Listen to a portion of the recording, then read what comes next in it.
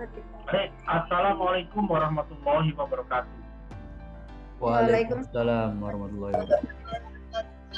Asyhadu an la ilaha illallah, asyhadu anna Muhammadar Rasulullah, Allahumma sholli ala Muhammad wa ala ali Muhammad. Alhamdulillahirabbil alamin.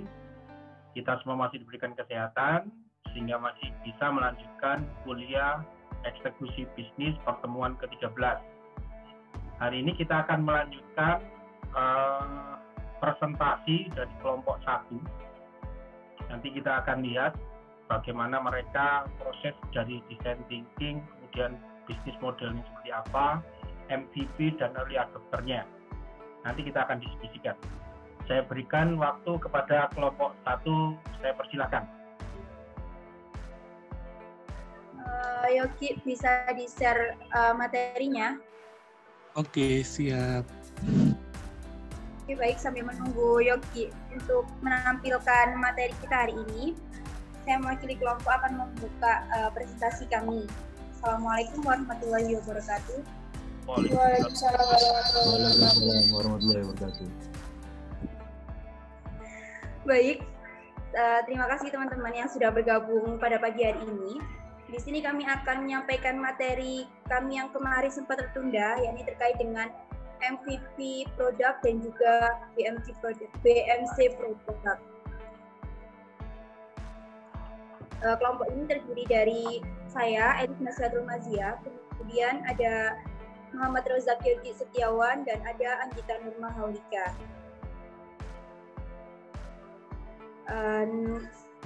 Selanjutnya, halaman selanjutnya.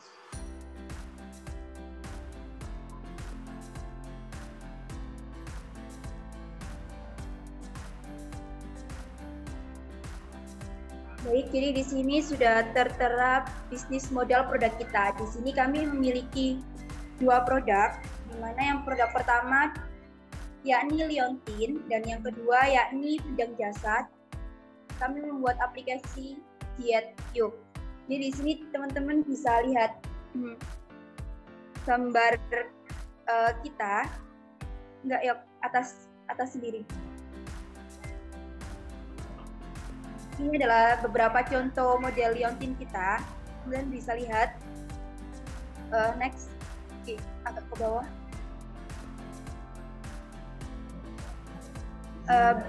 Untuk BMC Liontinnya, yang pertama yakni ada K-Partner.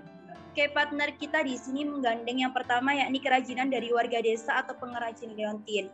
Mengapa? Karena kami sendiri menyadari bahwa SDM kita tidak memenuhi untuk membuat suatu kerajinan, apalagi dalam hal Liontin yang susah sekali pembuatannya, sehingga kita perlu adanya kerjasama dengan para pengrajin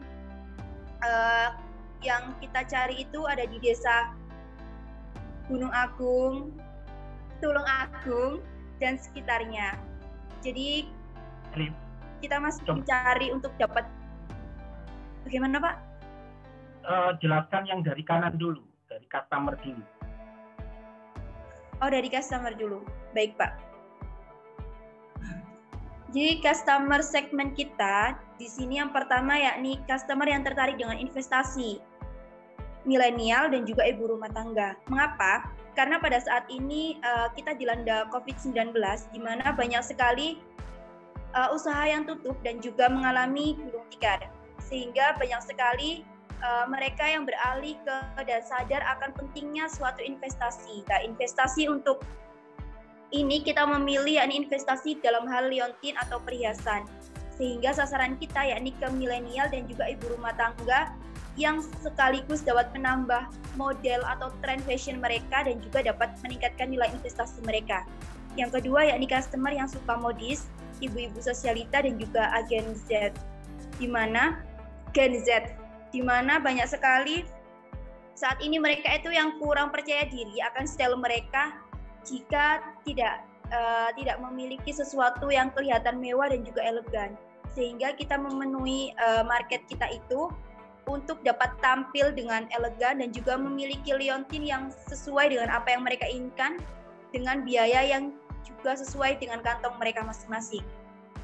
Kemudian yang kedua yakni customer relationship.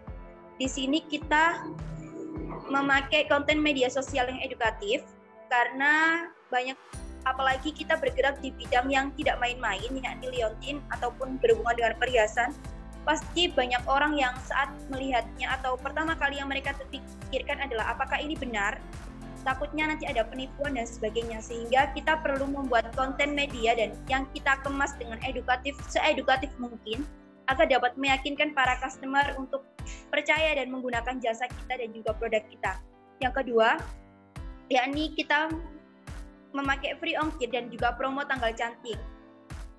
Dan juga yang terakhir, karena kita akan menggunakan box yang menarik, sehingga kita akan beri greeting card untuk bisa mereka berikan sebagai hadiah ataupun dapat mereka gunakan sendiri. Yang ketiga ada channels. Channel kita memakai yang pertama marketplace, yang kedua Instagram dan juga WA bisnis, yang ketiga endorsement, dan yang keempat offline sales, reseller atau dropshipper. Kemudian revenue. Yogi bisa di zoom nggak Yogi? Nggak kelihatan kalau dari sini terbaca. Bisa di zoom. Nah gitu. Terus agak besar lagi.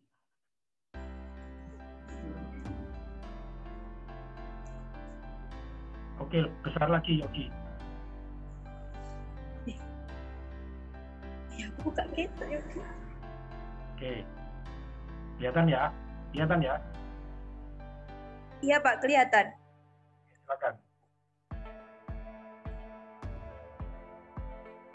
Channel tadi.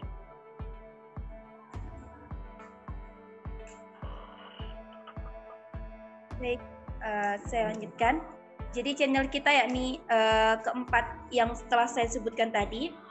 Kemudian ada value proposition. Di sini yakni kita memiliki kelebihan di mana konsumen kita dapat memilih desainnya sendiri. Kemudian dapat mewujudkan liontin impian mereka sesuai dengan yang mereka inginkan. Nanti kita coba untuk membuat desain sesuai dengan apa yang mereka harapkan. Jadi nanti ada sekitar 2-3 kali sebelum finishing untuk konsultasi terkait dengan desain yang sesuai dengan apa yang mereka inginkan. Kemudian dapat menyesuaikan dengan budget para konsumen. Kemudian dapat deliverable ke seluruh Indonesia dan juga kita kemas dengan branding yang edukatif dan modern. Bisa ke bawah nggak, Yogi?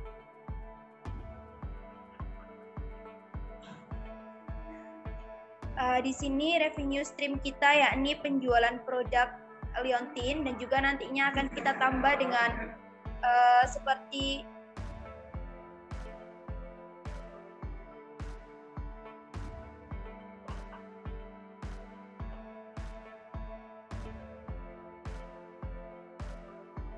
Halo, kok nggak kedengaran suaranya Elif? Di mute, ke mute Elif. Oh iya Pak. Jadi nanti revenue stream kita yang dari penjualan produk liontin kita dan juga belum tertambah sih Pak. Kemarin PR dari Bapak yakni menambah revenue stream kita, namun kami lupa belum menambahkannya di sini. Jadi tambahannya yakni selain dari penjualan produk liontin, kita juga akan membuka layanan iklan untuk mereka yang ingin beriklan di kita dan juga dapatannya dari konten YouTube dan juga konten-konten menarik dari kita. Mungkin bisa ke atas? Enggak, agak ke bawah lagi. Yang BMT ya, key activities. Key activities tadi loh, Yok. Ya, makasih. Kemudian selanjutnya ada key activities. Di sini yang pertama yakni desain produk. Desain produk akan kita kemas dengan sebaik mungkin dan semodern mungkin agar dapat menarik para konsumen. Kemudian ada promosi produk. Yang ketiga ada distribusi pemasaran. Kemudian ada penjualan. Ada evaluasi. Setiap dari ada pemesanan kita akan evaluasi apa yang kurang dan apa yang perlu ditingkatkan lagi. Kemudian ada pendataan penjualan. Kemudian ada riset dan pengembangan, ada perizinan legalitas produk, dan juga pemasaran offline dan juga online.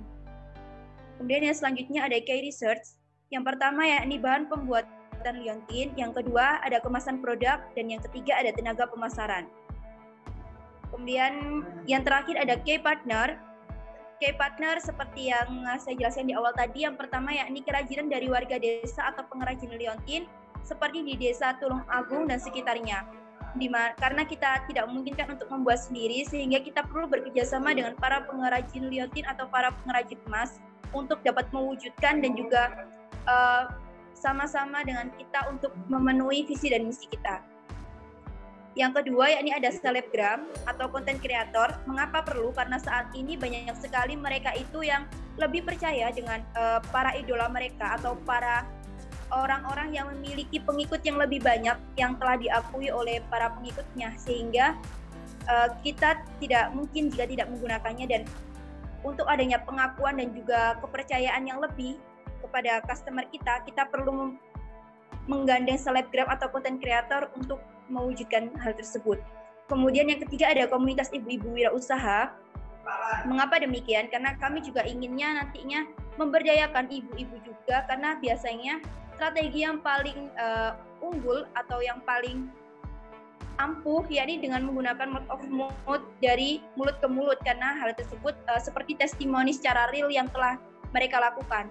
Sehingga komunitas ibu-ibu wirausaha di sini penting untuk kita ajak bekerja sama, karena secara tidak langsung juga menjadi seperti membantu kita dalam hal penjualan, atau mungkin nanti dapat bergabung ke reseller kita. Kemudian selanjutnya ini jasa ekspedisi tentunya, karena kita memiliki value yang dimana deliverable ke seluruh Indonesia, sehingga kita membutuhkan jasa ekspedisi untuk bekerja sama dengan kita untuk mengirimkan produk kita ke seluruh Indonesia. Dan yang terakhir yakni marketplace untuk memasarkan produk kita. Mungkin dari Pak Beni langsung ada masukan atau dilanjut, Pak? Saya kasih masukan terkait komunitas ibu-ibu. Itu nanti modelnya model seperti apa? Karena pilihannya ada dua, yaitu model referral dan model reseller. Kalau model referral itu artinya mereka hanya menyampaikan saja untuk beli ke tempat kita, dan pembeli biasanya menginformasikan dapat informasi dari siapa, si A, si B, atau si C. Nah, itu nanti kamu akan memberikan fee kepada ibu-ibu tadi. Biasanya orang membuat sistemnya pakai database, ada yang pakai online. Kalau misalkan target marketnya adalah se-Indonesia, maka setidaknya dia punya database online. Jadi nanti gampang-gampangan seperti Google Form gitu, ketika ada orang yang order, dia mengisi data, kemudian ada salah satu pertanyaannya referensi didapatkan dari mana, misalkan dari ibu A, ibu C, B, ibu C, maka ibu A, ibu B, ibu C tadi itu akan mendapatkan fee. Itu kalau modelnya referral. Tapi kalau modelnya reseller, maka ibu-ibu tadi itu yang membeli produkmu, dia dengan modal uangnya membeli dulu dan akan menjual lagi ke orang lain. Jadi ada risiko yang dimaintain, ada kebutuhan finansial yang disiapkan oleh ibu-ibu tadi atau oleh reseller. Jadi kamu harus sudah mendefinisikan itu. Bisa dipahami, Elin? Bisa, Pak. Mungkin kita akan di awal-awal kita akan menggunakan metode yang pertama dulu, karena tidak mungkin kita langsung dapat kepercayaan yang sebegitunya, sehingga ibu-ibu langsung membeli produk kita baru dijadikan resellers. Jadi sepertinya kita menggunakan opsi yang pertama terlebih dahulu, nanti menggunakan database seperti itu. Kemudian ibu-ibu yang membantu kita atau yang telah berhasil akan mendapatkan fee atau hadiah dari kami. Seperti itu, Pak. Karena kalau untuk yang kedua kita terapkan dari awal itu sepertinya kurang berpengaruh nantinya, karena kan tidak mungkin ibu-ibu langsung membeli, apalagi saat ini di masa sekarang kebanyakan pasti dropshipper atau reseller yang tidak membutuhkan uang terlebih dahulu. Ya, saran saya referral dan reseller tadi masukkan ke channel distribution. Jadi itu hal penting yang mau kalian garap nantinya. Oke, Pak. Ya, oke. Baik. Terus silakan dilanjut. Ada kos tadi, kos yang belum dibahas. Oh iya, Gi, agak ke bawah, Gi.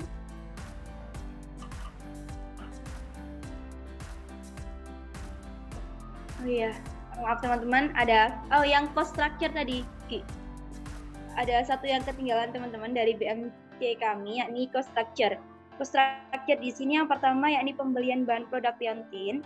Yang kedua, biaya tenaga produksi, pemasaran dan riset, di mana nanti biaya tenaga produksi ini nanti kita akan mendiskusikan dengan para pengrajin yang akan membantu kami. Jadi akan ada kesepakatan berapa tenaga produksi dari mereka dan juga berapa nanti bahan-bahan yang diperlukan, berapa biaya bahan-bahan, sehingga nanti akan kita hitung untuk HPP dan sebagainya.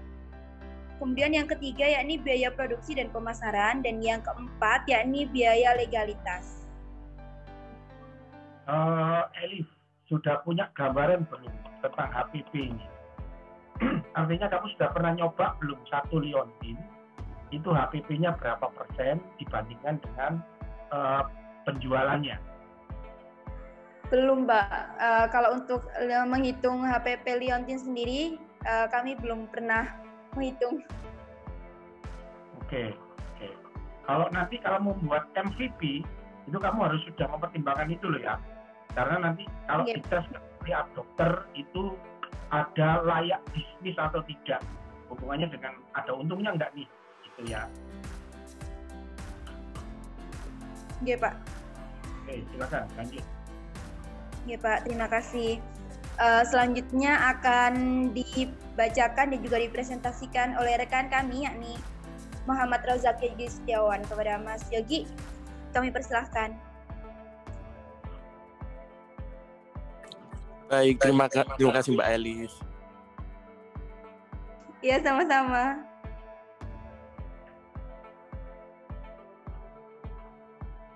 Ini produknya punyamu sendiri atau butuh produk orang lain? Itu kebetulan punya kami sendiri, Pak. Oke, artinya tuh nanti kamu akan membuat seperti ini gitu ya? Iya, kurang lebihnya seperti ini. Ini salah satu contoh liontin yang dimiliki oleh ibunya Mas Yogi. Itu terbuat dari apa? Emas atau emas putih atau perak?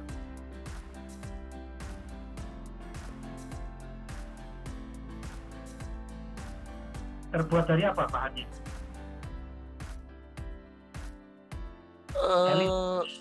Kalau tidak salah, ibu saya kemarin tuh bilang dari apa ya? Jamrut atau gimana ya Pak? Soalnya tuh waktu itu ibu belinya waktu umroh Pak Salih. Oke. Artinya dari sisi kota kamu harus sudah mulai itu loh ya, dicek loh ya. Karena MVP itu sudah harus tahu jenisnya apa, harga berapa, terus nanti harga jual berapa. Oke, Pak. Oke, silakan. Lanjut, silakan. Baik, akan saya lanjutkan terkait dengan MVP produk dari kami, yakni liontin. Yang pertama, customer yang tertarik dengan investasi, yakni ada milenial dan ibu rumah tangga. Mengapa kami memilih mereka? Karena saat pandemi seperti sekarang, banyak dari mereka mulai tertarik dengan investasi dan membeli liontin atau emas karena memiliki harga jual yang stabil. Selanjutnya adalah customer yang suka modis seperti ibu-ibu sosialita dan agen Z. Lalu, mengapa kami memilih mereka? Yakni saat ini banyak dari mereka yang selalu ingin tampil modis dan glamour, sehingga mereka juga selalu mempedulikan penampilan dengan aksesoris yang cocok, salah satunya liontin. Kurang lebih seperti ini Pak, MVP produk dari kelompok kami. Mungkin ada yang ingin Bapak tambahkan? Oke, ini tadi adalah pasar atau market yang akan kamu tuju. Kalau early adopternya, siapa early adopternya?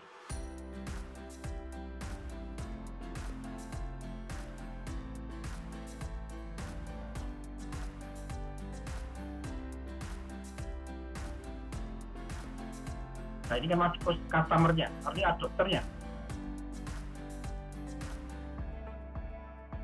Early adopter itu lebih fokus lagi. Ada kisaran 10 sampai 12,5%, yaitu orang-orang yang sangat menunggu perubahan-perubahan, yang sangat tertarik dengan liontin, dengan emas, dengan perhiasan. Jadi jumlahnya sekitar 10% dari total pasarmu. Jadi lebih fokus lagi. Kira-kira siapa? Kamu mau jual MVP-mu ini kepada siapa? Kalau ibu-ibu sosialita sama bukan agen ya, tapi genset, itu kan masih sangat lebar sekali.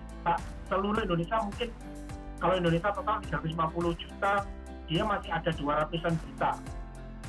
Nah, itu kan masih range-nya masih luas sekali. Kamu harus persempit lagi siapa early adoptermu.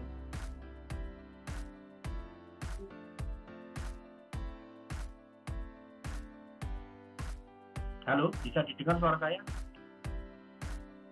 Bisa Pak, mungkin awalnya kita belum, ya sih Pak, kita belum ada early adopter di situ.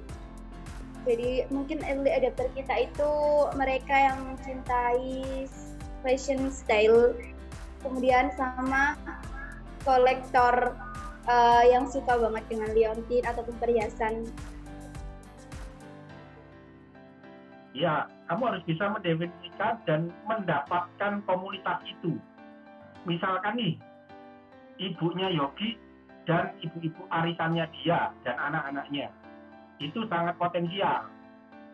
Nah, kamu lihat, oh ya itu memang early adopter. Berarti nanti kamu membuat MVP-nya, target early adoptermu adalah ibu Yogi, ibu-ibunya arisan, sama anak-anak perempuannya. Nah itu, kamu fokuskan ke sana. Ketika kamu harus melakukan design thinking lagi, nanyakan kebutuhan dia, style tentang liontin seperti apa yang diinginkan, ya mereka lah yang ditanya-tanya, mereka lah yang diinterview. Jadi ketika nanti selesai produknya jadi, menjualnya ya kepada mereka. Bisa dipahami? Bisa Pak, baik. Jadi kalau customer jualnya ke customer masih terlalu luas. Jadi early adopter harus lebih fokus lagi. Oke, itu komentar saya. Silakan dilanjut. Ya Pak, terima kasih. Silakan dilanjut Mas Yogi. Baik, terima kasih Pak Beni atas masukannya. Selanjutnya, untuk bisnis model jasa terkait dengan aplikasi DietYou akan saya serahkan kepada Mbak Anggita Nurma Haulika. Dipersilahkan.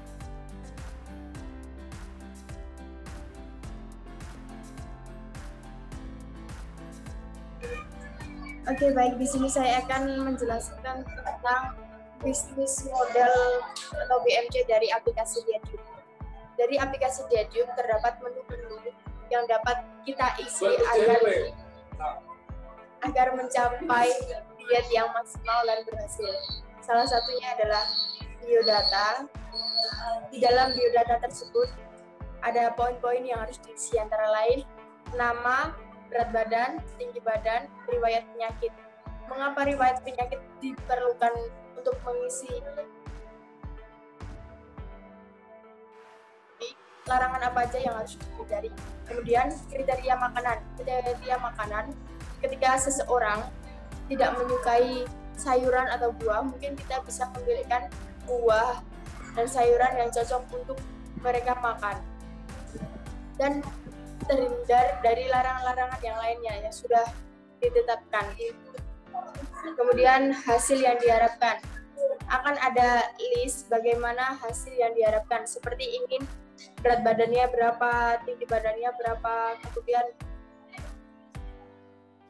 tubuh yang ideal itu bagaimana. Kemudian langkah-langkahnya dari tombol biodata pada layar utama, tapi sebelum ada di iklan kayak keberhasilan dari orang-orang yang berhasil melakukan DietYou.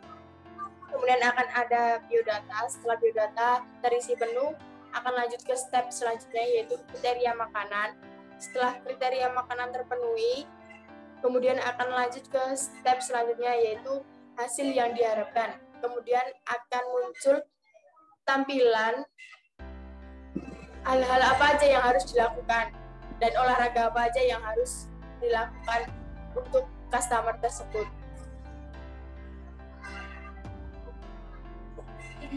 Yogi, next.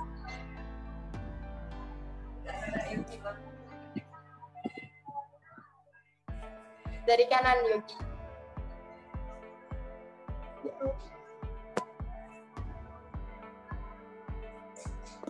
Untuk customer segmennya, kita ada 2.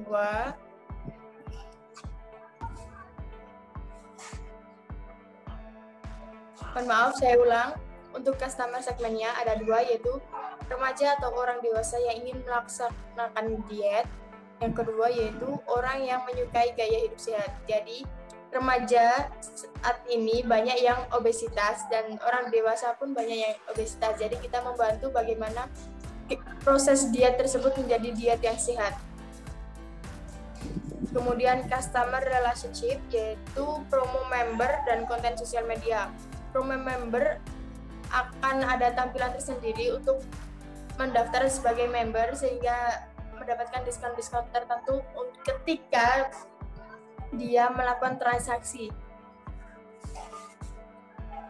Untuk konten sosial media edukatif, kita akan melakukan konten-konten seperti contoh kegiatan yang dilakukan seperti olahraga apa aja, makan yang dilarang apa aja, kita tampilkan di sebuah video sehingga dapat dijadikan contoh untuk customer tersebut.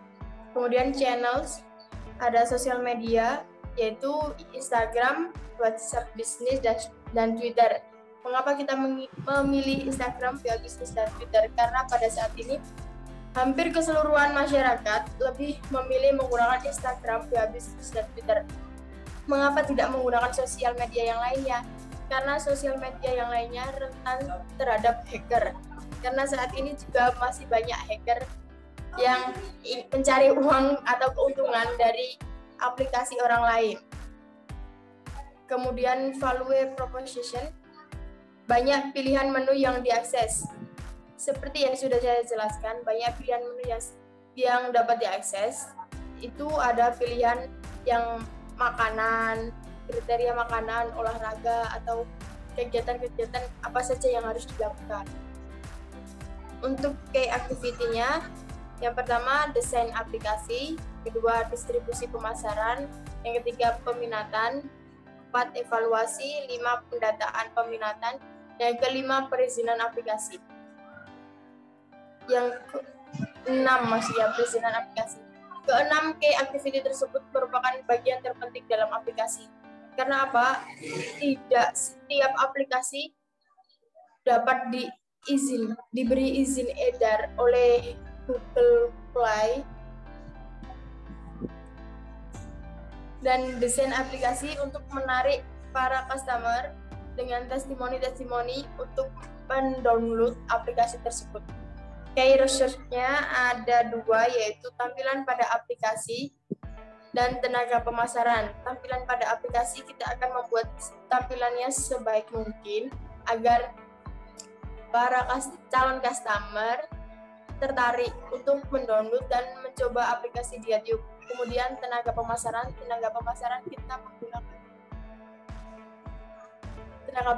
kita menggunakan kayak sales, selebgram atau yang lainnya untuk memberikan testimoni juga agar orang lain juga percaya bahwa aplikasi ini sudah terpercaya. Kemudian key partnersnya orang IT, komunitas pecinta sehat, dan ahli gizi yang dapat memberikan info secara real. Orang IT bertujuan untuk mendesain aplikasi tersebut semudah mungkin agar dapat diakses semua orang dan dipahami. Kemudian komunitas pecinta sehat, kita meminta bantuan untuk memberikan olahraga yang bagaimana aja sih yang dapat kita lakukan untuk orang-orang yang malas untuk olahraga dan olahraganya tidak berat. Kemudian ahli gizi bertujuan untuk menentukan makanan-makanan apa aja yang wajib dihindari dan wajib dimakan untuk customer yang sedang melakukan Diatyub. Yogi bisa geser ke bawah.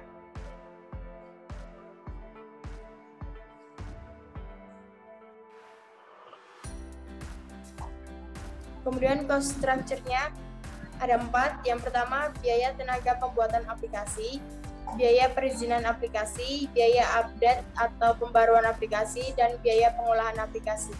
Di antara keempat biaya tersebut akan kita dapat dari customer yang mendaftar sebagai member ataupun juga dari customer yang ingin melakukan transaksi lebih lanjut untuk membuat keberhasilan dalam DIADUK tersebut. Dan untuk biaya perizinan aplikasi kita dapat dari investor-investor yang ingin bergabung dengan aplikasi atau mensupport aplikasi yang akan kita buat. Yang terakhir yaitu revenue stream, yaitu aplikasi DIADUK. Dan iklan dan konten.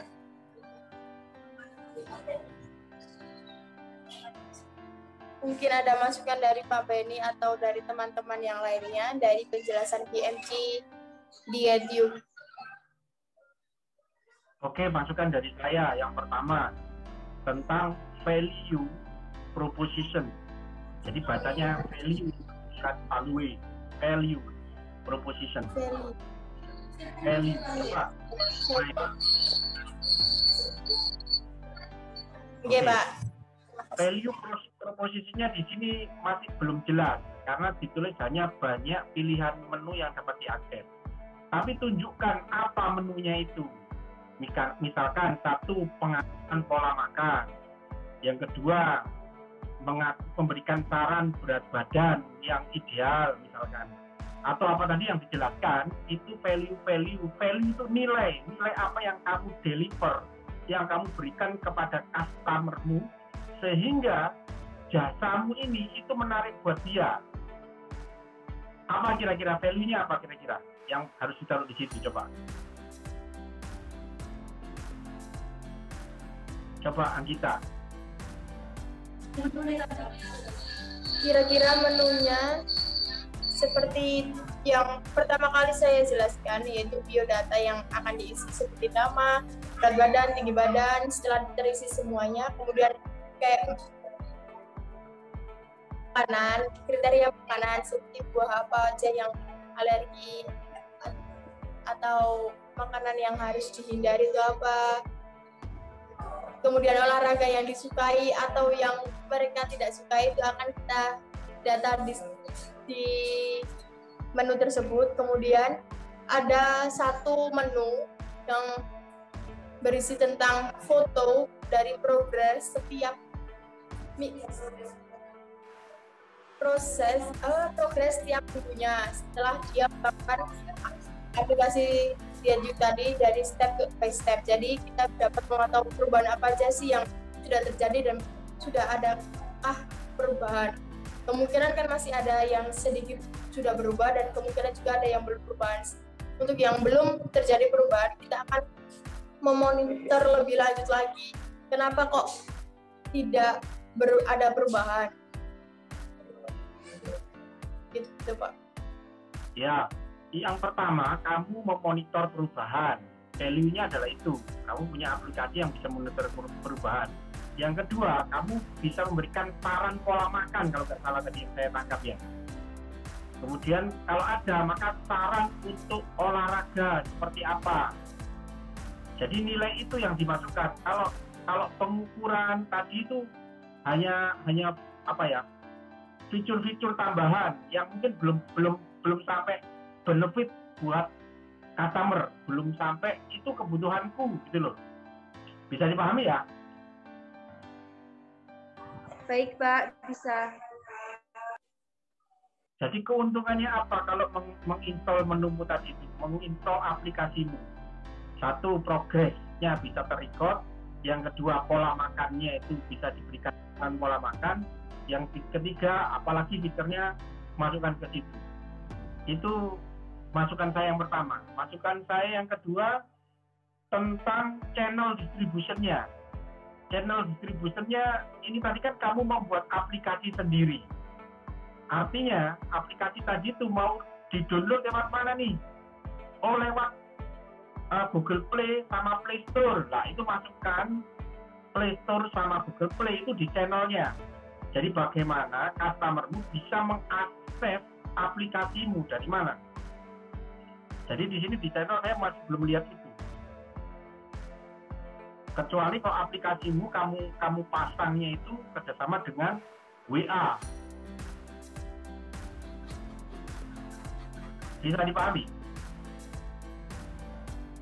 Bisa Pak, nanti kita akan menambahkan fitur-fitur tersebut. Ditambah itu ya. Terus oke. Turun coba, saya pengen lihat revenue stream-nya. Revenue stream-nya ini nanti gimana? Mereka membeli aplikasimu secara langsung atau kamu menggunakan pola bisnis model kemarin yang saya ajarkan, ada freemium. Jadi beberapa konten awalnya itu adalah free. Jadi kalian hanya mengambil traffic-nya yang banyak, orang yang mendownload banyak, kemudian kamu akan pasang iklan di situ.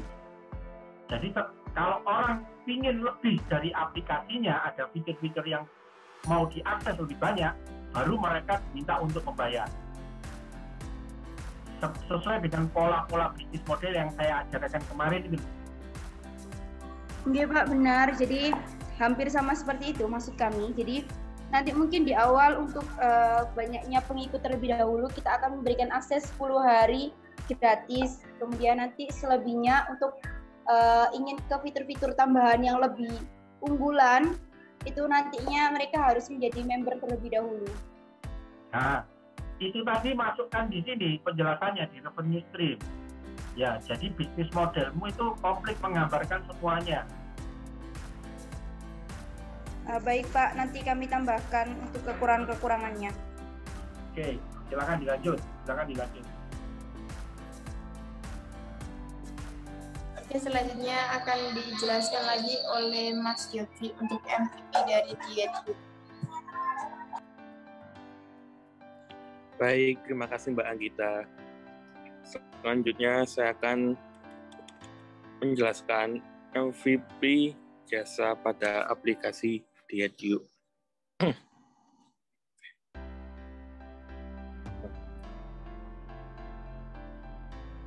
Yang pertama adalah customer remaja atau orang dewasa yang ingin melaksanakan kegiatan diet. Mengapa kami memilih mereka? Saat ini banyak sekali remaja atau bahkan orang dewasa merasa tidak percaya diri dengan bentuk tubuh mereka dan melakukan diet dengan cara instan yang tidak sehat. Sehingga aplikasi ini solusi untuk mereka yang menginginkan bentuk tubuh ideal tanpa diet yang berbahaya.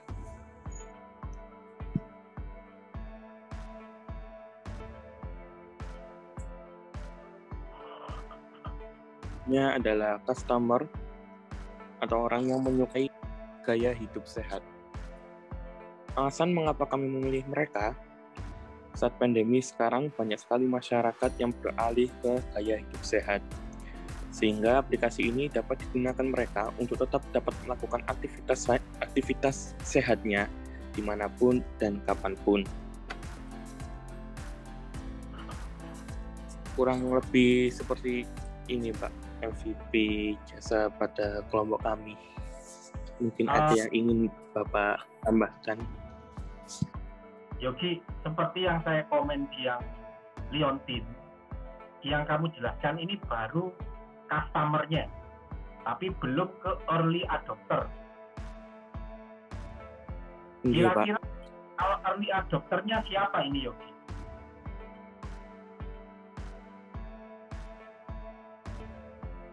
Early adopternya para remaja yang ingin diet, Pak.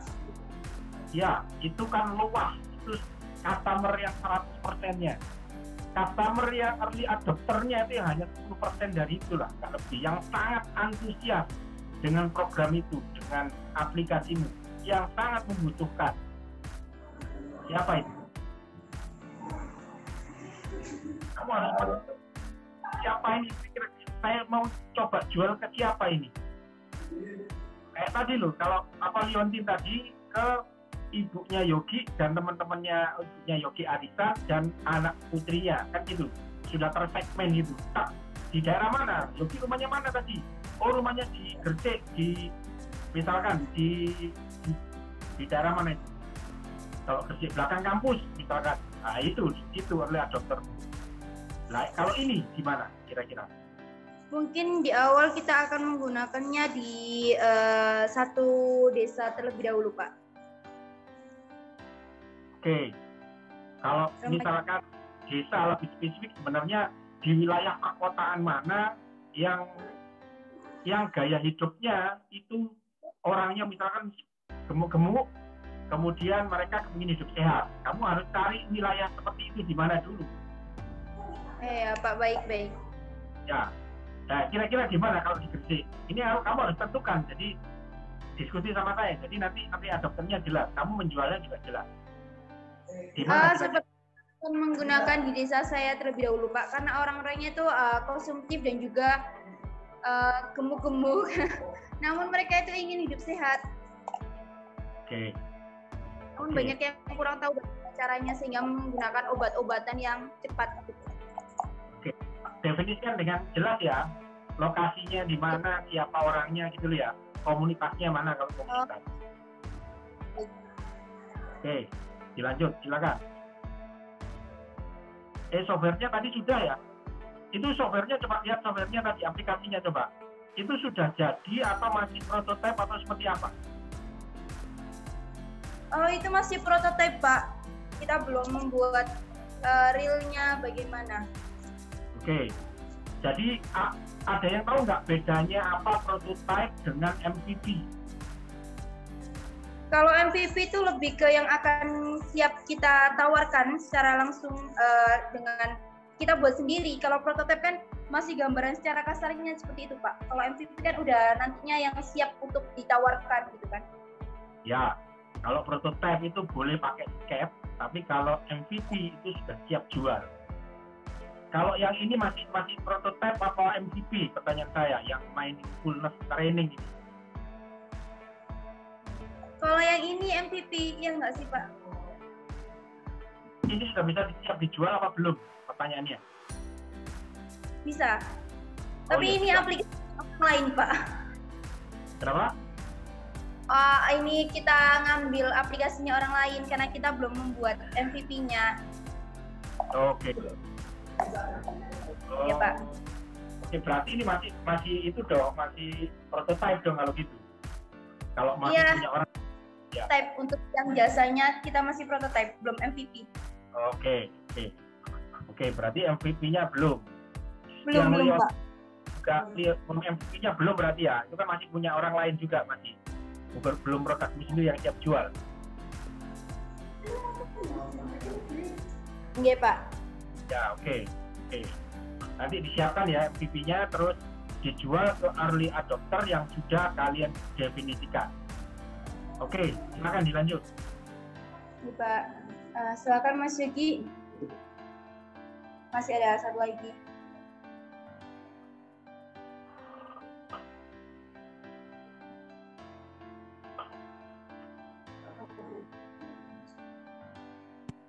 Selanjutnya pada perkiraan penjualan yang pertama Liontin, rencana penjualannya kurang lebih 10 sampai 15 piece.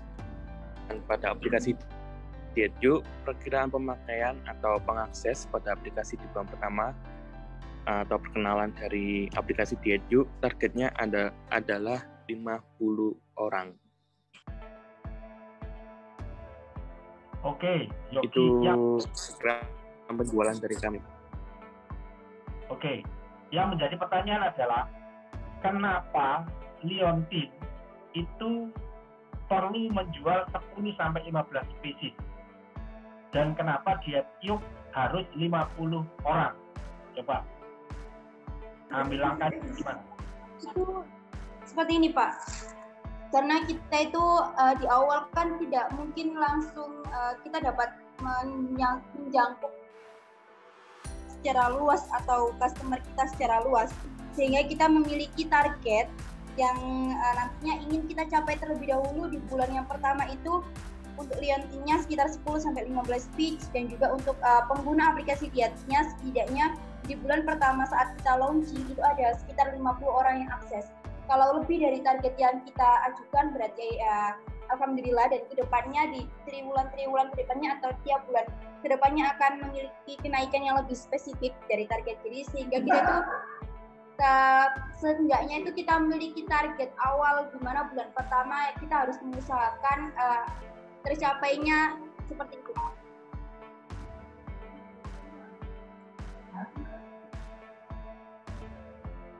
Gimana? Terus lanjut.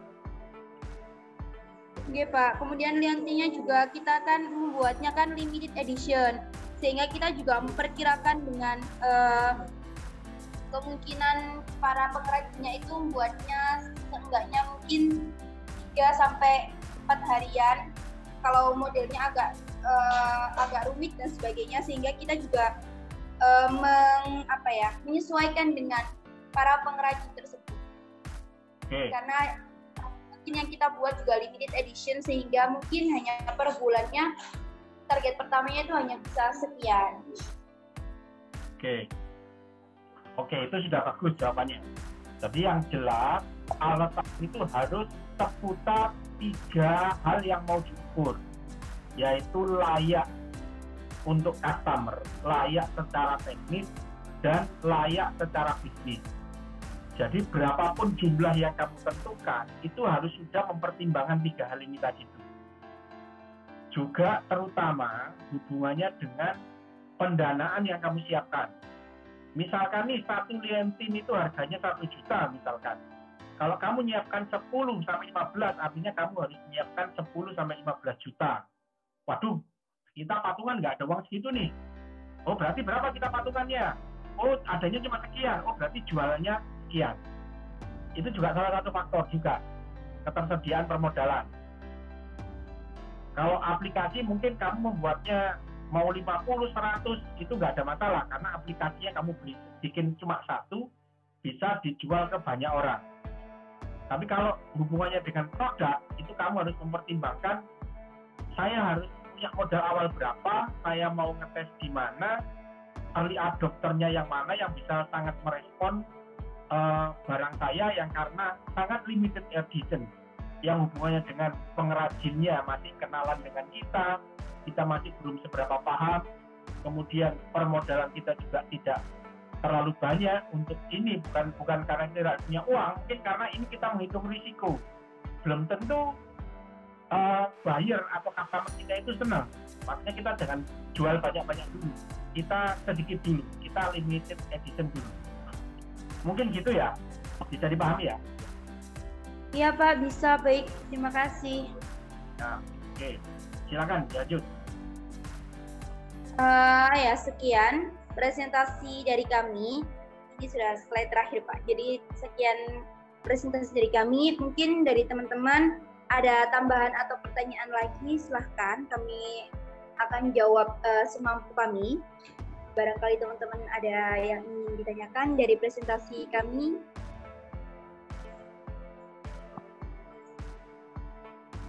Ayo, silakan. Di sini ada Risma, ada Putra, ada Clarista. Silakan kalau ada yang mau ditanyakan.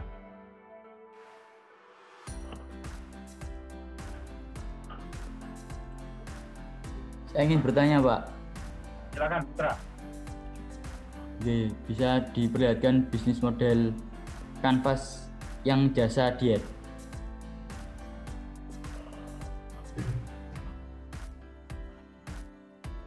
Oke, terima kasih.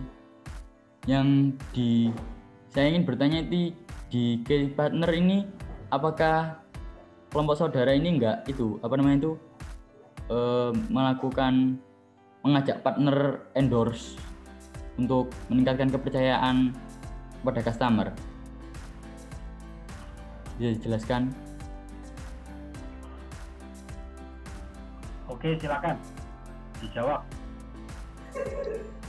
Pakai Mas Putra. Jadi itu kan kita kan menggait dengan komunitas pencinta sehat dan juga ahli gizi, itu seenggaknya nanti juga akan menjadi endorse kita yang pertama sebagai idol testing juga, dan memberikan masukan kepada kami juga bagaimana tahapan-tahapan diet yang baik.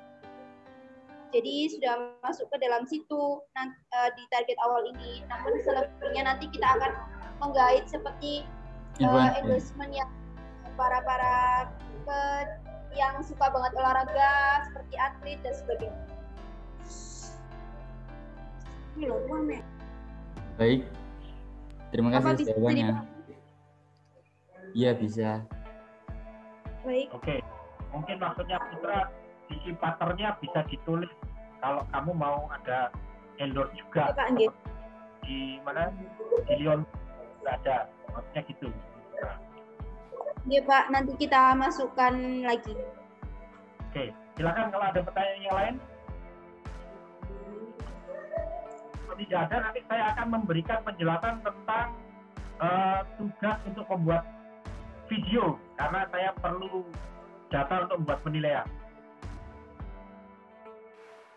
Sudah cukup presentasinya? Nggak ada pertanyaan?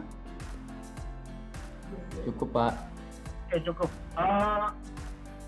Tinggal proses selanjutnya ya, kelompoknya Elif ini, yaitu mendetailkan MVP-nya, sehingga tahu HPP-nya berapa, terus kemudian dia mau menjual berapanya, itu baru ditentukan setelah itu.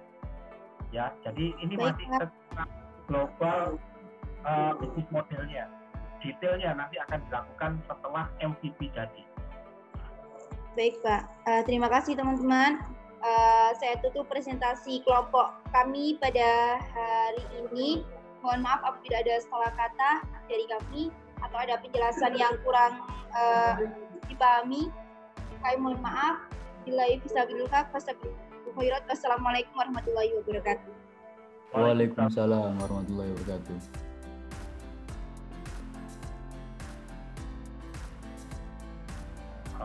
Baik, saya lanjutkan ya. Ini saya mau menjelaskan tentang tugas.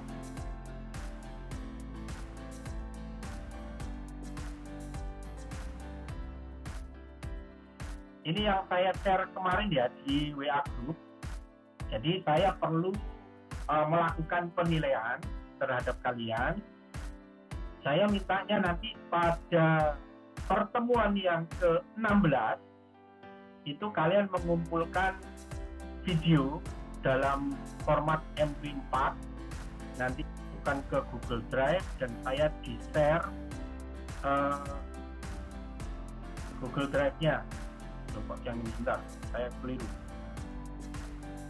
share. Nah.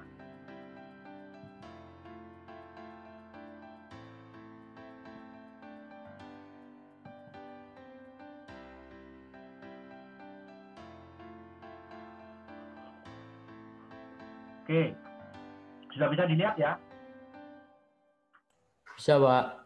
Oke, jadi nanti kalian membuat video, di dalamnya itu menjelaskan tentang design thinking proses yang kalian lakukan, sehingga memilih solusi, misalkan solusinya membuat liontin, solusinya membuat aplikasi diet tadi itu.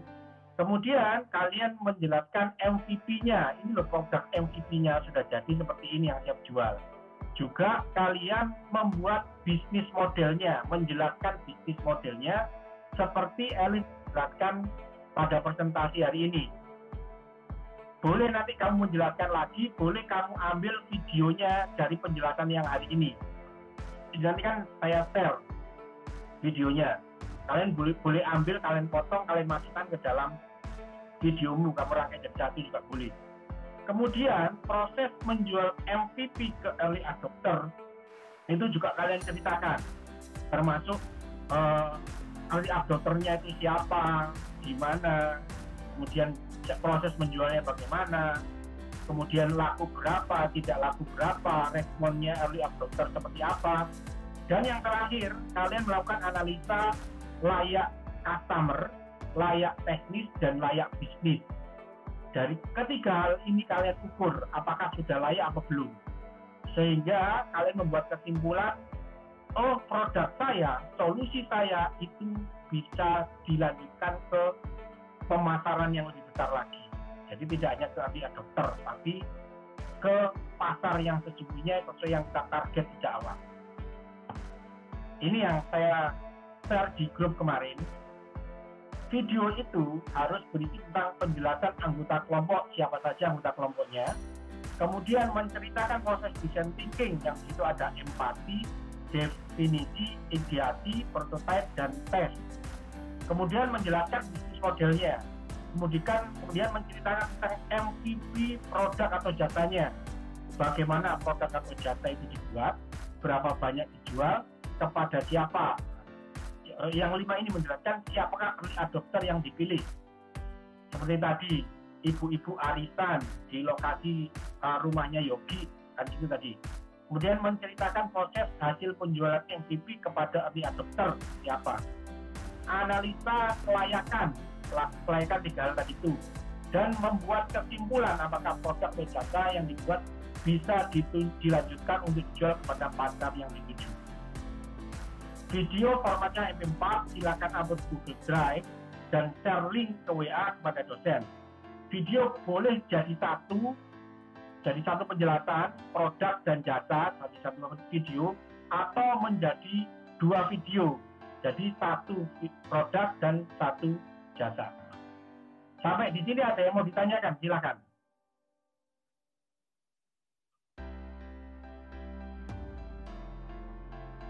Ada yang mau ditanyakan? Suara saya bisa didengar? Bisa, Pak. Boten, Pak. Boten paham. Paham ya? Baik. Oke. Elif, tidak ada pertanyaan? Anggita, Yogi? Tidak, Pak. Oke, saya anggap jelas ya. Jadi kumpulkan Oke. ini di pertemuan yang ke-16. Jadi ini saya anggap sebagai UAS, ujian akhir semester. Siapa? Baik, kalau tidak ada pertanyaan, maka kuliah hari ini saya cukupkan. Kita tutup dengan doa kafaratul majelis. Subhanakallahumma wa bihamdika,